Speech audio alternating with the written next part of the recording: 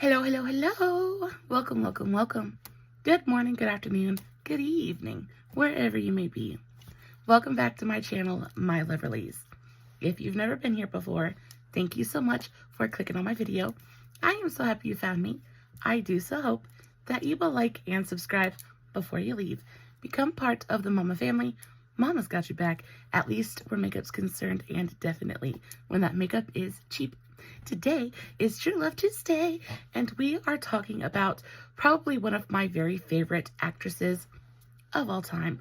We are talking about Miss Julia Roberts and her one true love, Mr. Danny Moder. Before we get started, a very special, very warm welcome to any of those that are new to my channel. I am so incredibly happy that you are here. If you enjoy the content, I do so hope that you will mash that thumbs up button. I hope that you will subscribe if you have not already. And I hope that you will ring my bell, turn on your notifications, so that way, next time I upload a video, you can come right back here and we can hang out together again. Also, y'all, please ignore my very, very bad fake tan. I am not a fake tanner. I never use the stuff because this is what always happens. Y'all, I feel like I'm a freaking Oompa Loompa right now. I feel like I am genuinely bright orange. I just do not know how to make a fake tanner work for me. I don't know which one to buy that would suit my skin tone. I don't know.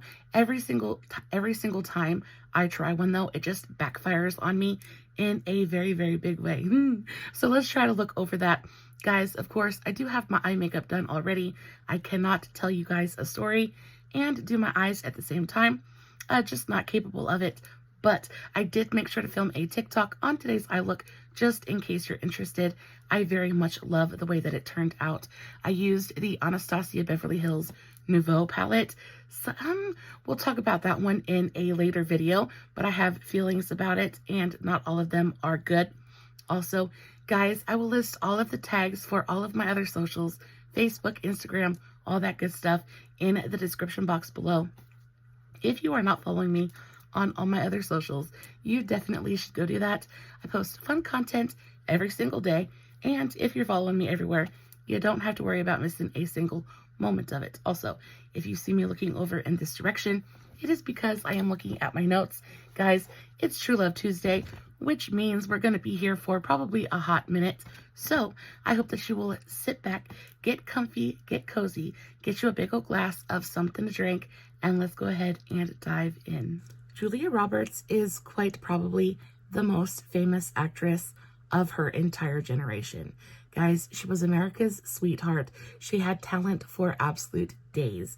And not only that, but she has the kind of natural beauty that most of us will only ever be able to dream of. At the height of her career, she was the highest paid actress in Hollywood. She burst through that glass ceiling, and she was the first actress to bring home over $20 million for one motion picture, and she did that with Erin Brockovich. Now, on top of being the highest paid actress in Hollywood at the time, she was also widely considered one of the most beautiful women in the world. I know when I think about her, I instantly think of that super gorgeous smile, all of those perfect white teeth, and then of course the hair. The hair was perfection. Now, because of this, you would assume that she would have her pick of the litter. Like, she was surrounded by the cream of the crop, and when it came to men, everybody thought that she was going to end up with a George Clooney or a Brad Pitt, and Julia ended up surprising us all. Instead, Julia opted to devote herself to a pretty much unknown cameraman by the name of Daniel Moder. Now, he, of course, she had to kiss a few frogs to find her Prince Charming, but that's half the fun. And y'all, she ended up choosing very, very wisely because by this point, they've been together for over 20 years. They have 3 incredibly beautiful children together, and they really are happier than any one person really has the right to be. She was born Julia Fiona Roberts on October 28th, 1967. She is 56 years old, and she was born and pretty much raised in Smyrna, Georgia, which is a suburb of Atlanta. She was born to parents Betty Lou Bredmus and then father Walter Grady Roberts, and her mother was Catholic and therefore raised her children in that same faith. Now, Julia is the baby of the bunch. She actually has 2 older siblings. She has an older brother named Eric, who also was an actor, and then she also has an older sister named Lisa. Now, she also has one more sibling. She has a half sister named Nancy Motes, but we're going to get into that situation a little bit later on. Y'all, this woman's childhood was a wild freaking ride. The Lord broke the mold when he made her parents, and when I was researching this, all of this newfound information really just blew my mind a little bit. Julia's parents married in 1955, and they actually met while they were performing in theatrical productions for the United States Armed Forces. So they were both in the military, which I never would have thought. So directly after getting married, they decided to become business owners, and they opened the Atlanta Actors and Writers Workshop, and then later on down the road they opened up a children's acting studio as well. Now, during the time, their acting studio was the only racially integrated studio in their surrounding area, and because of that, this is how Julia's parents met probably their highest profile friends. So they actually became really close with Martin Luther King Jr. and his wife, Coretta Scott King. Now, Coretta had actually come in to enroll her children into the program, and Walter very quickly thereafter became Yolanda's acting coach. And throughout her time at the studio, Walter, Betty Lou, and Coretta all became pretty good friends. So much so that during this time, Betty Lou was pregnant with Julia, and after Betty Lou gave birth, they were having a really hard time paying the hospital bills, and as a thank you, Coretta is actually the one who went ahead and paid that for them. Now, it seems like throughout Julia's childhood, they didn't have a lot of money to spare. And I'm not sure if it's because Walter wasn't very good at, making financial decisions, or if the studios just weren't doing very well. But it seems like more often than not, they went without. Walter and Betty Lou were married for about 16 years. Unfortunately, that didn't last very long after Julia was born, and I think when Julia was around 4 years old, Betty Lou was the one who filed for divorce. The divorce was finalized in 1972, and that same year, Julia's mother remarried to Julia's stepfather, Michael Motes, and this was a bad decision.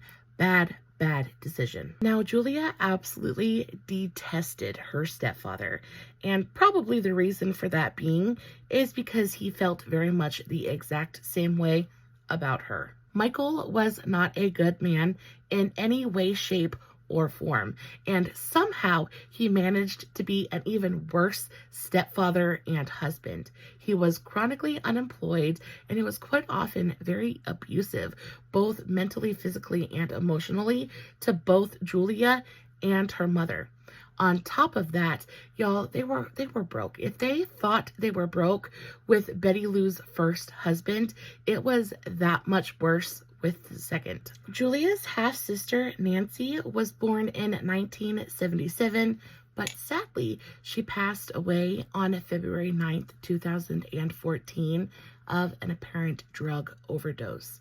Now, Betty Lou stayed married to Michael for a total of around 11 years until they divorced in 1983 on the grounds of intolerable cruelty. I do not know how this woman managed to stay with that man for so long, but I tell you what, it was a very, very good decision when she decided to finally end things.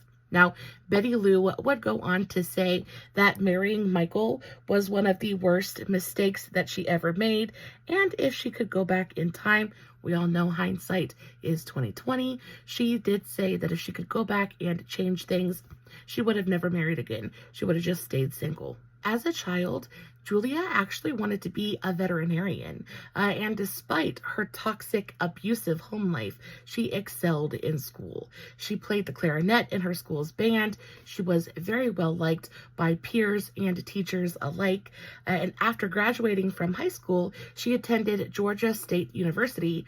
Unfortunately, she dropped out before graduating, but it was because, as most actors do, she decided that she wanted to go ahead, get a jump start on her career, so she packed her bags and hightailed it to New York City. Now, luckily for Julia, acting, like the whole busting into the scene, actually came really easily to her. I'm going to go ahead and assume it's because she was incredibly beautiful. But the minute she got to New York City, she was pretty much scouted immediately, and quickly thereafter signed up with the Click modeling agency, and from there, that's where she launched her acting career. Now, she did enroll into some acting classes while in New York, and you would think that maybe she had taken acting classes since her parents owned an acting studio while she was growing up. But up until this point, she had had no formal training, and she knew that she needed to play just a little bit of catch up. You know, being beautiful is one thing, but you have to have talent too. And she really, really, really wanted to be like a fantastic actress. And of course, we all know she 100% made that wish come true. Since then, as we all know, Julia became one of the most prolific actresses in Hollywood. She's one of the most accomplished actresses in Hollywood. Her films altogether have grossed over $3.4 billion. Now that is billion with a B. She is one of the most highly bankable actresses of all time. She has starred in movies such as Pretty Woman. She was only 22 in that movie. Can you believe it?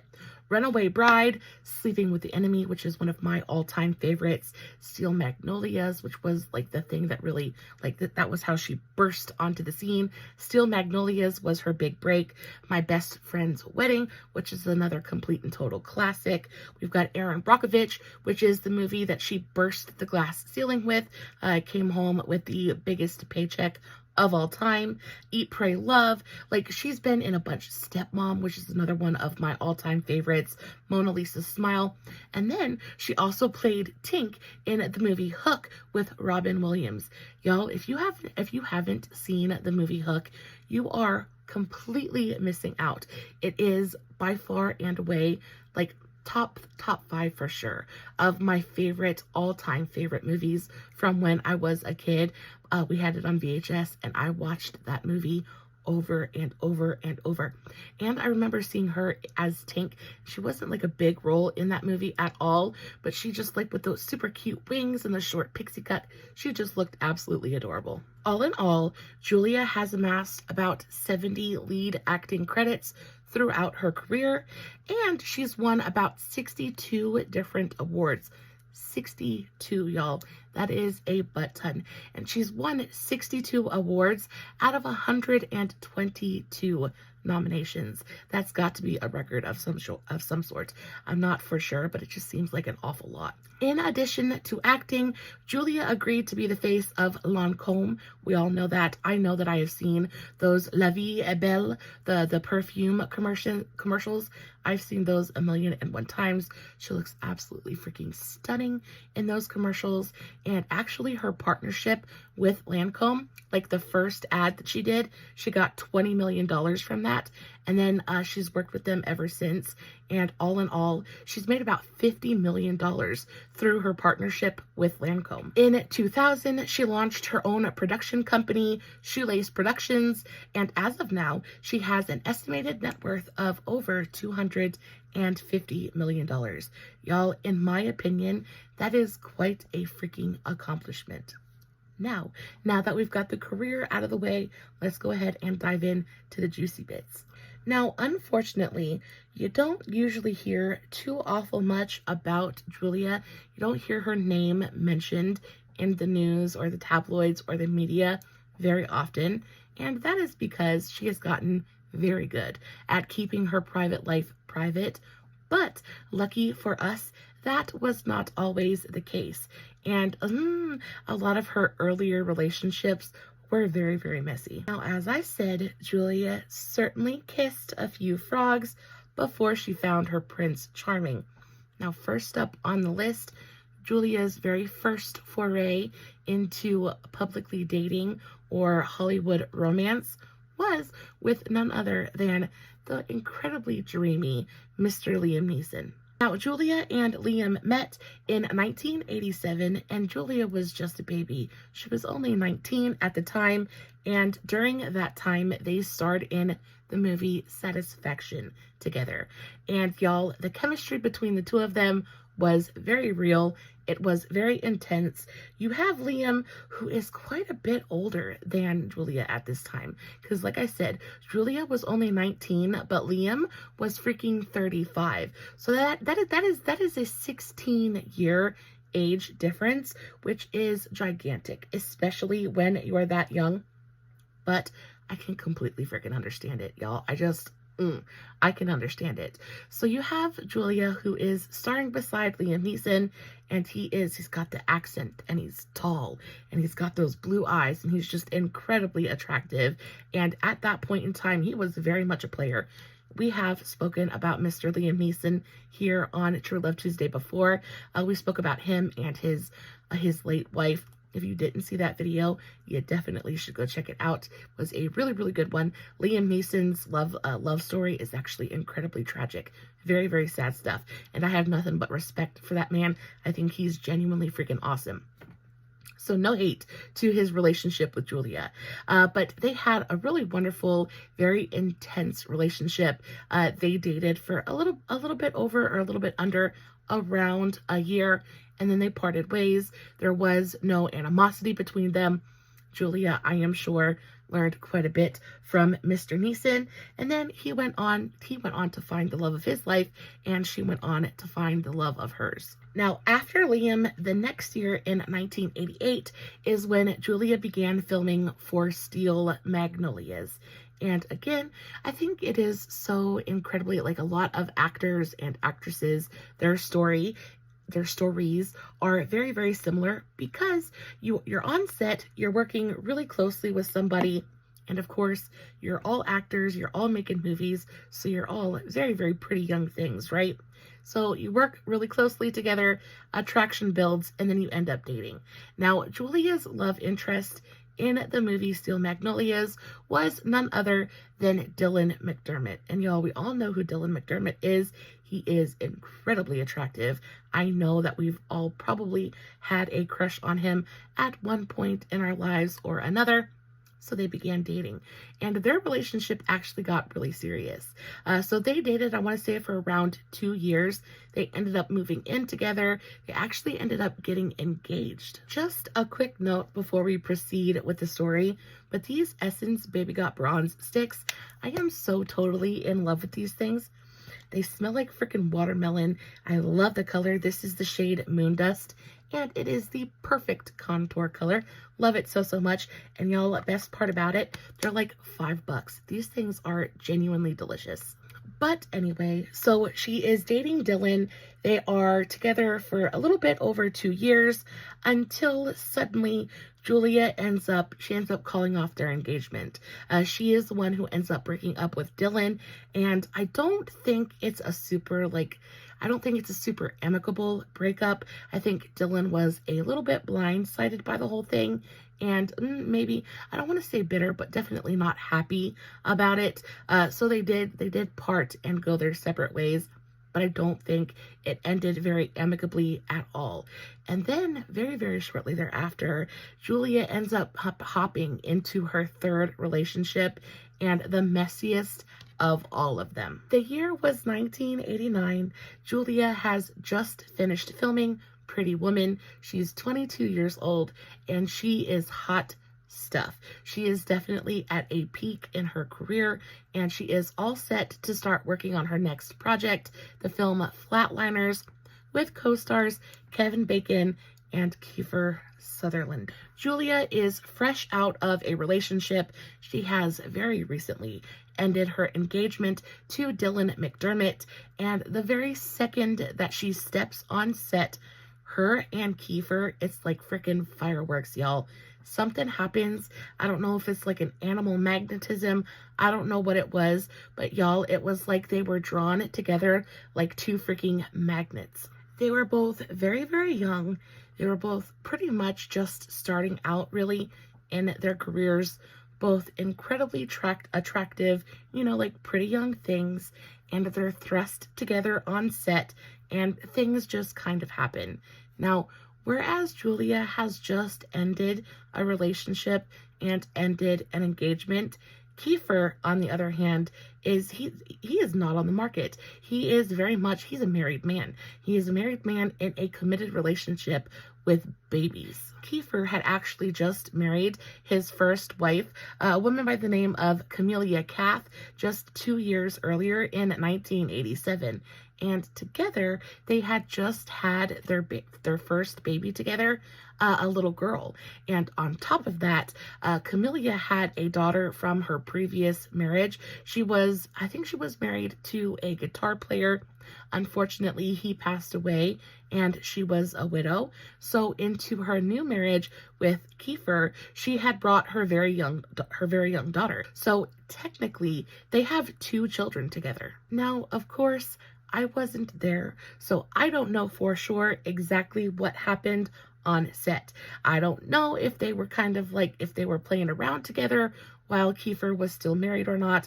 I'm going to go ahead and assume that they were, because very shortly after Flatliners ended filming, like after they wrapped their filming, Kiefer went ahead and he filed for divorce. He filed for divorce, as quickly as he possibly could.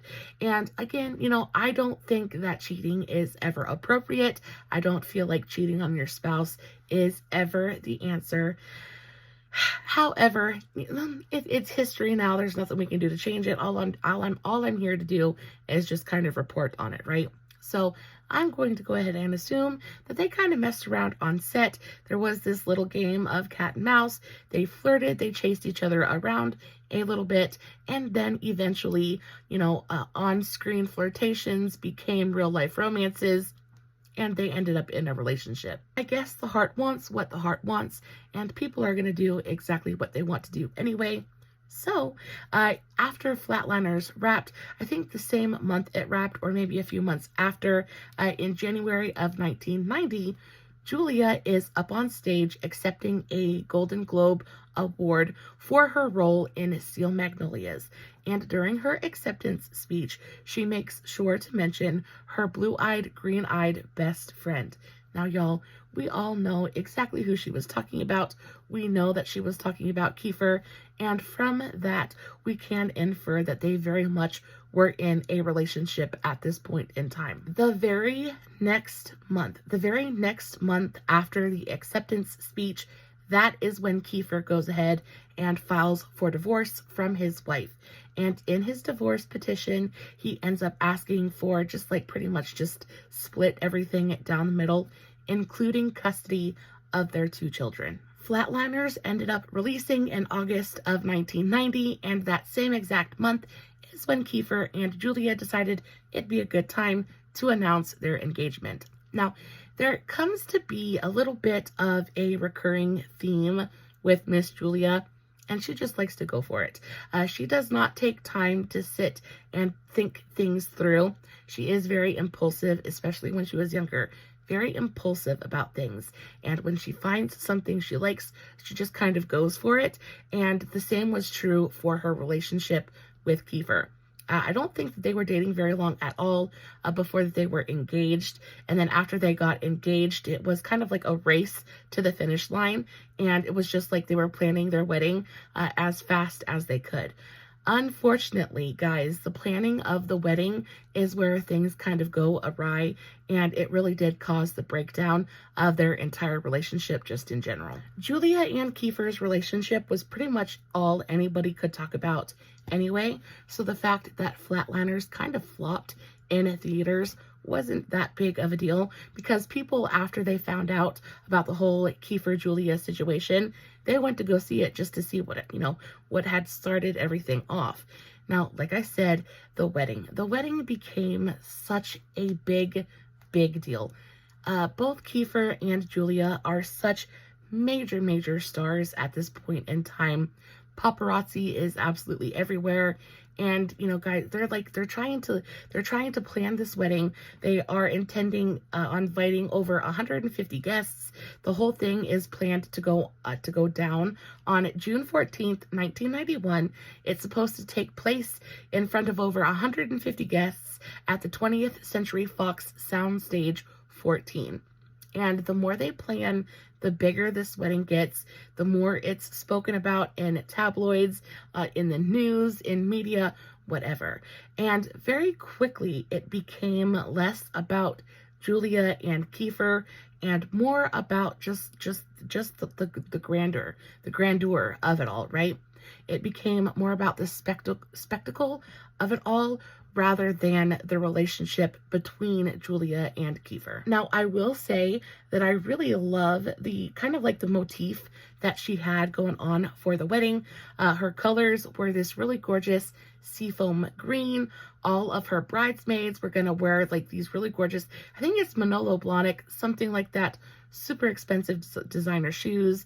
They were gonna have these matching seafoam green dresses on, and Julia herself was going to wear a custom-made $8,000 gown. Now, you got to think about the fact that the year is 1991, and $8,000 in 1991 is like, it's so much money now. Like, adjusting for inflation, I want to say, I don't know for sure, and I'm terrible at math, but I'm going to go ahead and say that it's definitely like, I want to say maybe what, 15, 20 grand now. Like, it's a lot of money. So this is a really special gown. And of course, Julia is very excited, or at least that's what she's telling everybody. A mere 3 days before the wedding is supposed to take place, Kiefer and Julia, they end up postponing the entire thing, right? So they let out a statement saying, listen, we're going to take a little bit of extra time, but we need to figure a few things out, right? And then just a few hours after they say we're just going to postpone it, they end up canceling the entire thing altogether. And come to find out, y'all, there has been trouble brewing in paradise for a good long while now. Apparently, months earlier, Kiefer had actually moved out of the home that they were sharing together at the time, and there were some serious rumors going around that Kiefer had been unfaithful. Now, he does later on go on to say that, yeah, this was in fact true. At the time, though, he was all deny.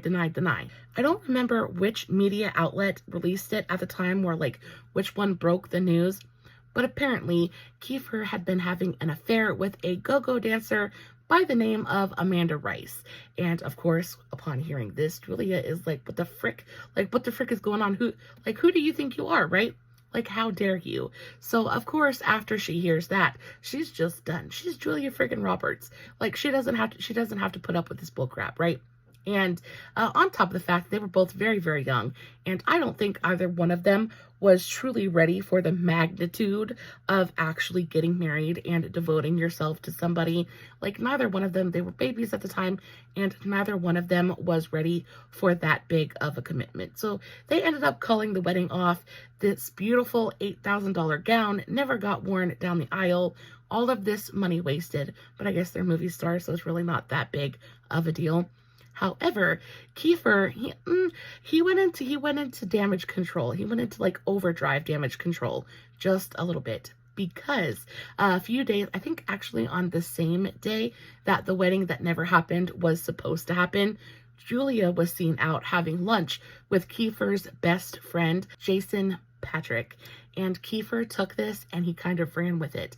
And he very much used it to his advantage. So once the news broke that Julia had been seen out with, Kiefer's best friend, like his best friend of all people, people kind of turned on Julia a little bit, and they kind of called her some not so nice things, right?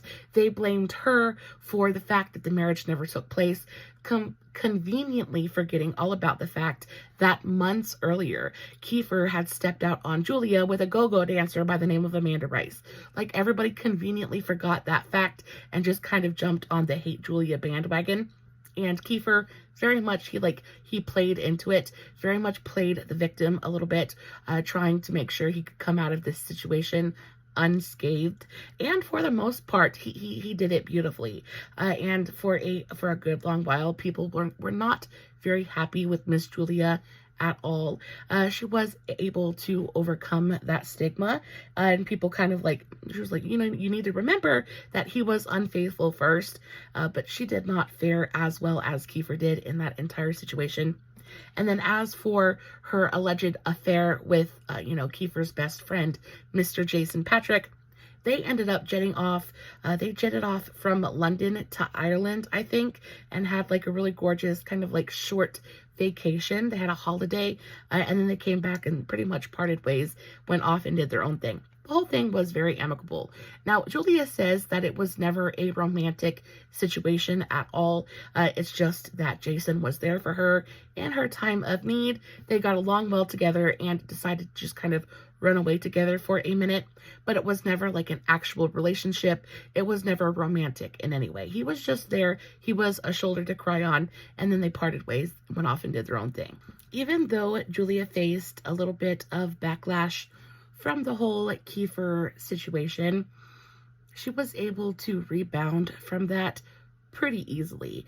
And I want to say just a couple of months later, she was back on top, and she was once again America's sweetheart and, Hollywood's #1. And dare I say, she came back even better and stronger than before. She is arguably, at this point, the most famous woman in the world.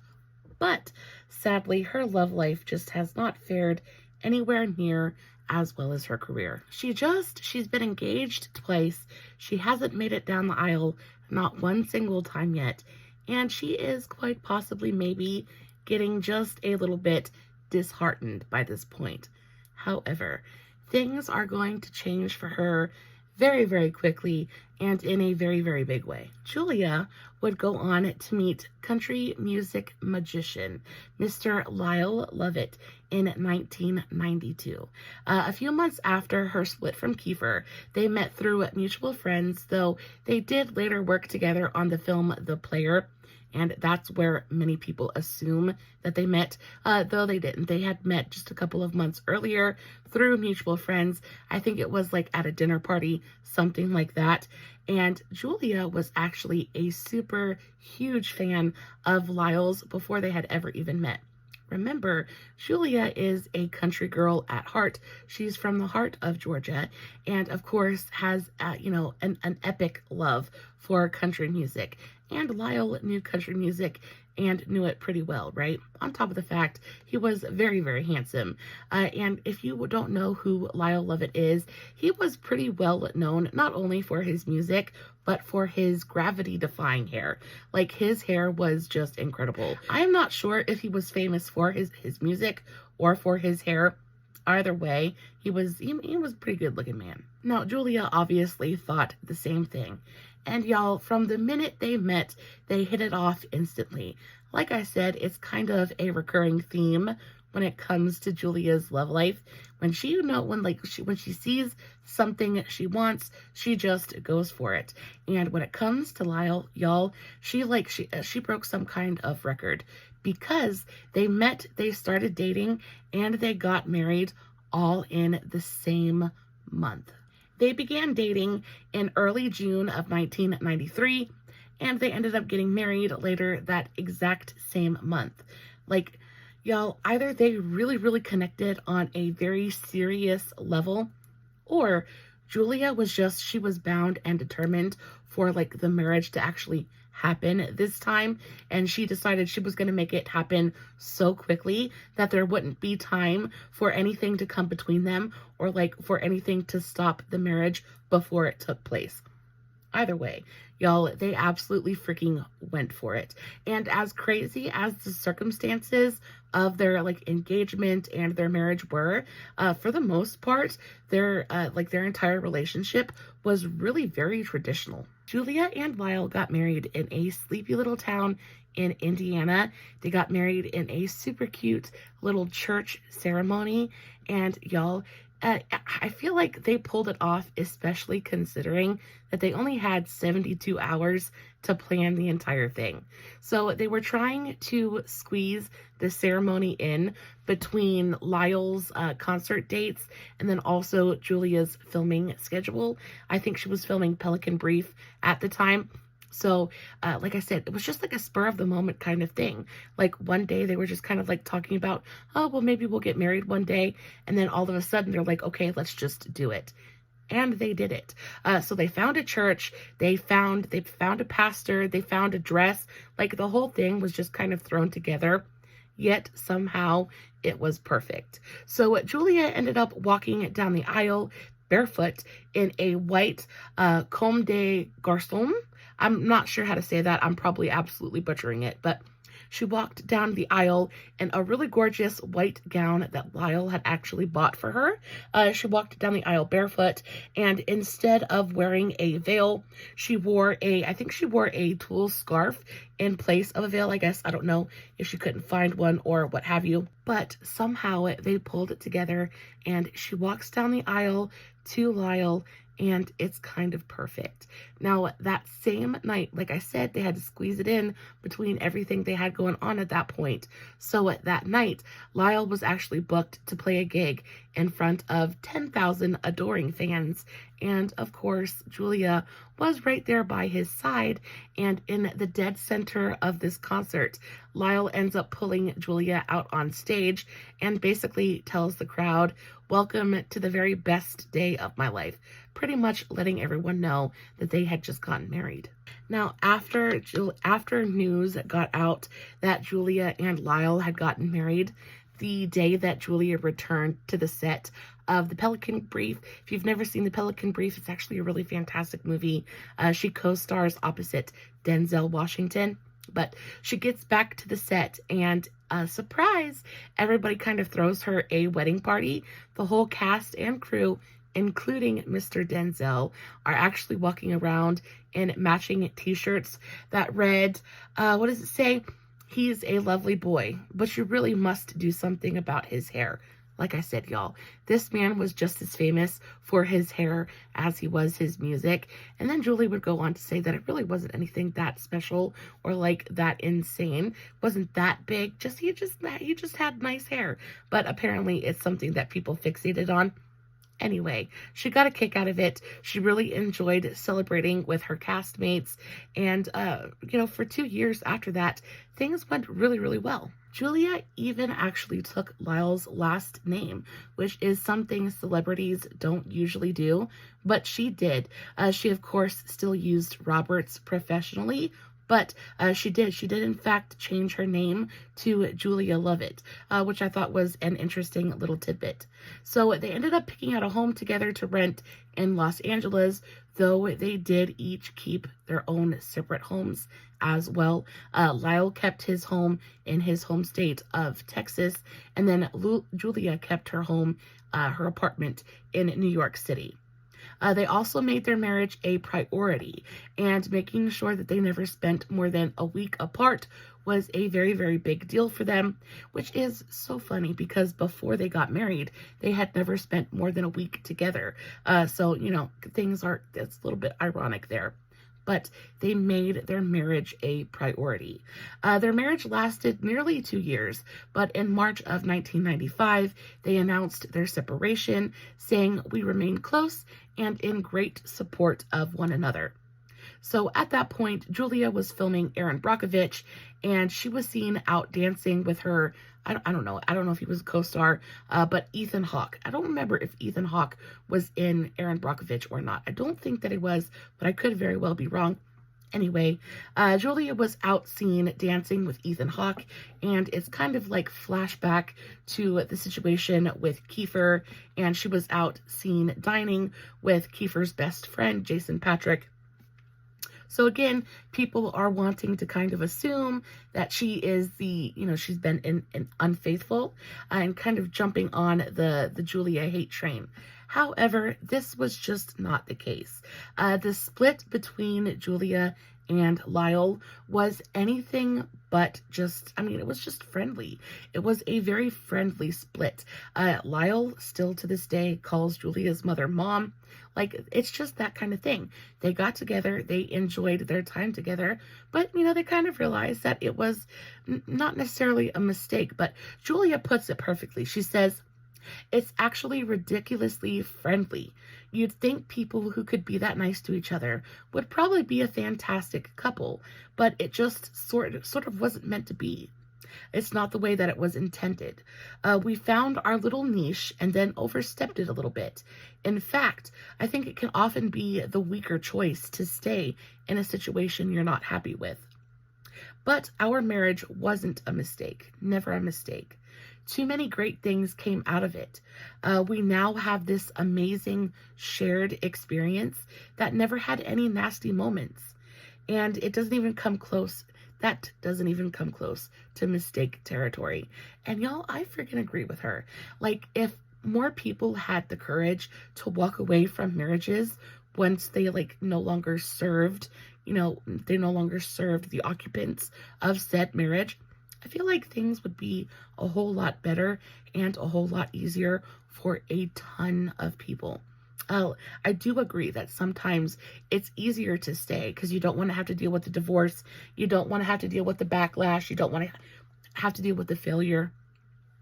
But when you don't look at it as a failure and you just look at it as the end of something beautiful. And after that, Julia and Lyle, they remained friends. They're just more platonic now and not so much romantic. After Julia's divorce from Lyle, she kind of took a step back from any kind of romantic relationship, at least for a little while.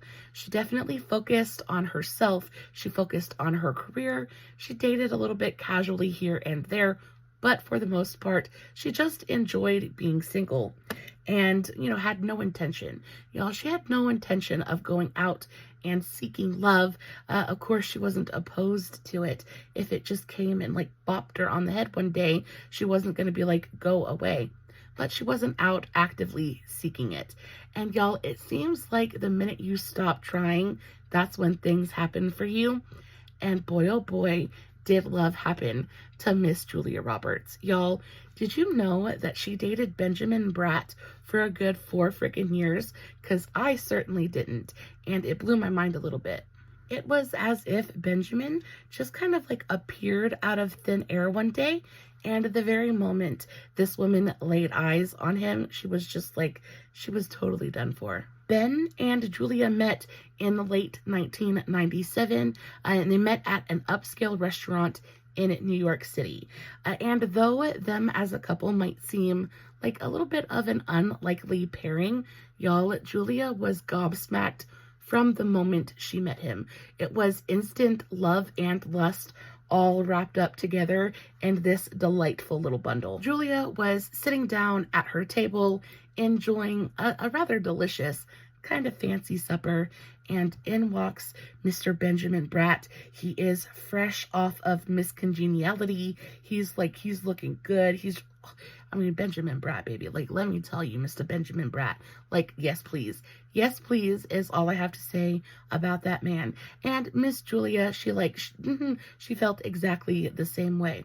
So he walks into the restaurant. She looks up from her plate. They meet and lock eyes from across the restaurant, and the rest is basically history.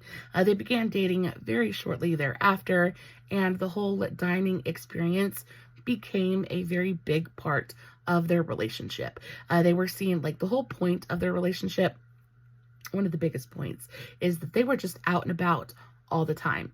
Benjamin was forever taking her out and like flaunting her and like showing her off. Like they went out to eat all the time. They were just always out and about. They were an on the town kind of couple.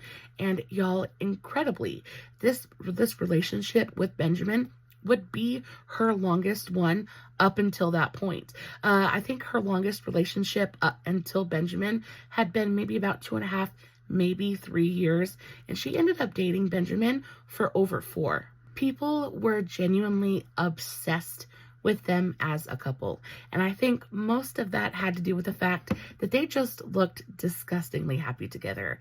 That you would see them out and you would see them in pictures together, and they just looked like they truly adored one another. And then also, they very much played into that whole thing in the media. And anytime they were asked about each other, they would have nothing but glowing things to say about the other. And it just kind of like fed this cycle of everybody completely and totally rooting for them as a couple. So when they announced their split in June of 2001, it was kind of like a gut punch to the public, because everybody was like, what the frick just happened? Because the last thing we saw, you guys were sitting there canoodling on cloud 9 in your own little worlds, and now all of a sudden you're donezo. Like what actually happened? And the thing that kind of like drove a wedge between them was actually Julia's fame. Benjamin was not accustomed to that level of celebrity and the amount of attention that they got from paparazzi and the public, and he just was not ready or willing to handle that amount of scrutiny all the time. It was way too much for him, and he just wanted out. It actually had nothing to do with them as people, had nothing to do with the relationship, because they were genuinely just so very happy with each other. Again, had everything to do with the amount of attention and the amount of scrutiny they faced just on a daily basis. Benjamin went on to say in an interview, he said, "I experienced that living at that level of visibility is something that just does not appeal to me." He said, "I discovered it can't really appeal to anyone. Even Julia, as well as other people of that magnitude of fame, doesn't enjoy it. It's like a fly that won't leave you alone. It's that mosquito that buzzes in your ear when you're trying to sleep at night. You turn the light on and you can't find it, but the minute the light goes out again, it comes right back." He said it's constant and it's ever present, and it disrupts any chance you might have at peace. And y'all, that's just very poignant to me, because you do sell a part of yourself in order to achieve that much fame and that much success. There definitely is a price that is paid in order to reach that magnitude, right? And Benjamin just wasn't willing to pay the piper. And because of that, he ended up having to walk away from Julia. Now, guys, like I said, like there was nothing between them. There was no infidelity. There was nothing wrong with them together as a couple. And actually, Julia would go on to say that their breakup was what were the words she used? I think she used the words tenderhearted and kind. After her split from Benjamin, it's easy to believe that Julia was just kind of like ready to just give up. She was just over love in general. And, kind of that maybe was the case. Little did she know, though, that just a very, very short while later, she would meet her one true love and the man that she would spend the rest of her life with.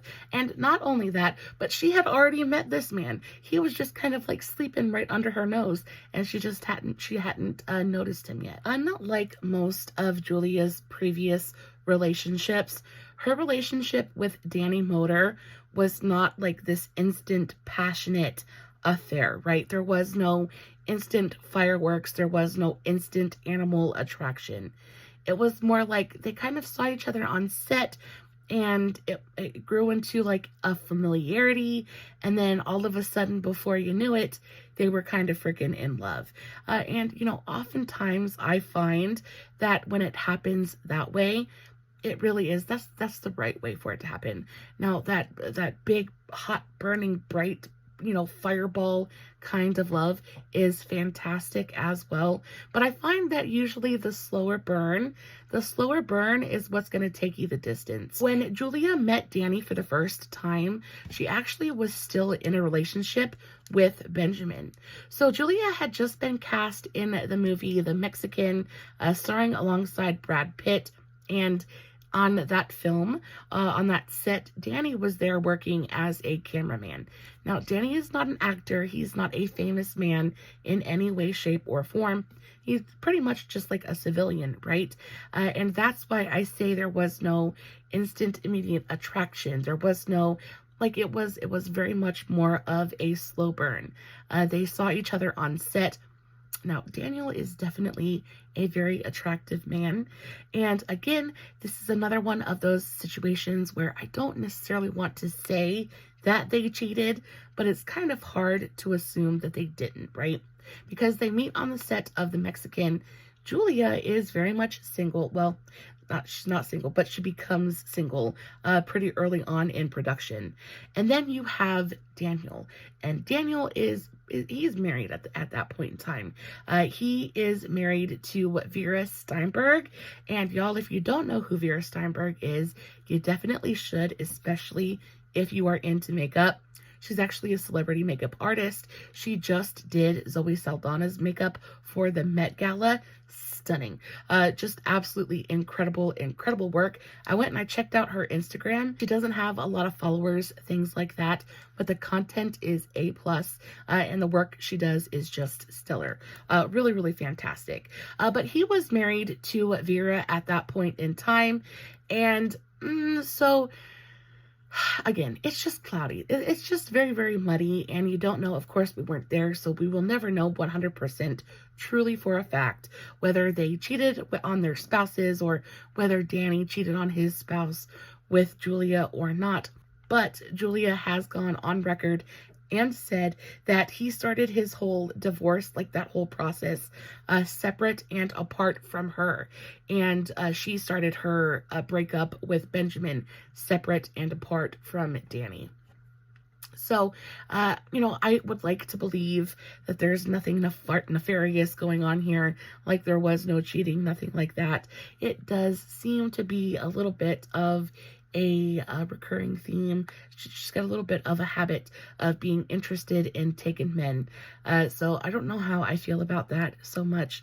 However, they do eventually both break up with their significant others. Danny ends up filing for a divorce from Vera, and then of course we all know that Julia ends up breaking up with Benjamin, and before you know it, they're both single and they begin dating. However it happened, once they began dating, again, that same kind of cycle continues and things moved very, very fast.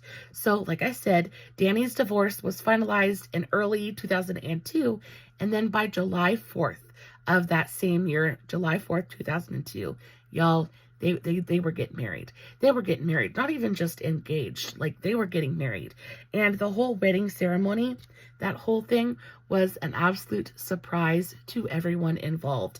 I believe that Julia had gotten smart, especially about the media and how to deal with them. I think that she wanted her relationship with Daniel to be just for her. And because of that, they kept this whole thing like very, very like deep under wraps. They told not a freaking soul. So Danny and Julia ended up getting married on July 4th, 2002 at Julia's 82-acre ranch in Taos, New Mexico. Now, the ceremony was kept secret, with the guests being invited to simply celebrate Independence Day with them as a couple. Now, as soon as everybody got there, they're having a great time, they're eating barbecue, they're hanging out outside, and then as soon as the clock strikes midnight, somehow, some way, flickering candles, they just kind of like appear out of nowhere, and then all of a sudden the sky is full of Chinese lanterns, and then you have Danny and Julia appears in this really gorgeous, like soft pink gown with hand-painted flowers on it and pearls everywhere, and you've got Danny in this really gorgeous suit, and they step into this ring of rose petals, and then all of a sudden they're saying vows to each other. And they ended up exchanging really simple, heartfelt, handwritten vows, and there was no pomp, there was no circumstance, there was no $1 million budget. It was honestly just two people being honest and telling each other how they felt and promising to spend the rest of their lives together. Now, after they get married, they spend the next 2 years just enjoying each other.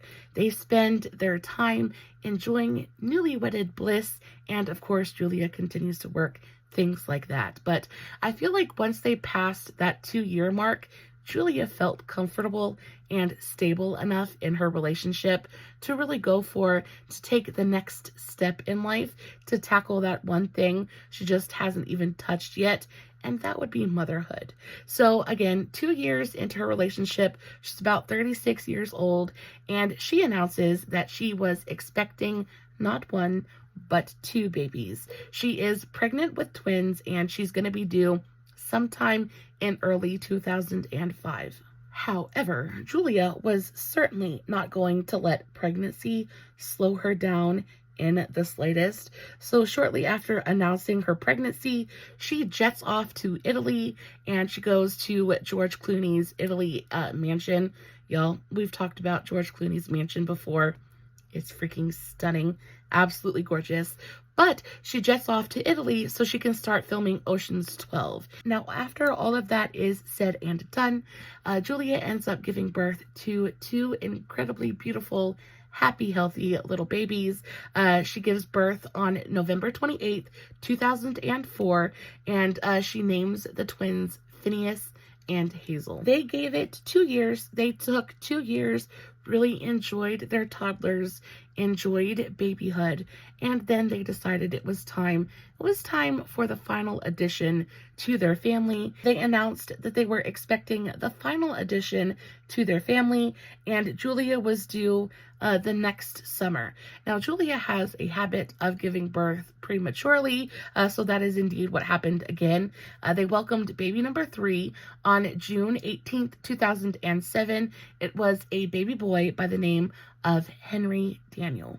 Y'all, Julia has gotten very, very good at keeping her name out of pretty much everybody's mouth. And because of that, there isn't a ton to report on since the wedding. I can say that they are still very much together. July 4th of this year, they will be celebrating their 22nd wedding anniversary, which is such a major, major accomplishment.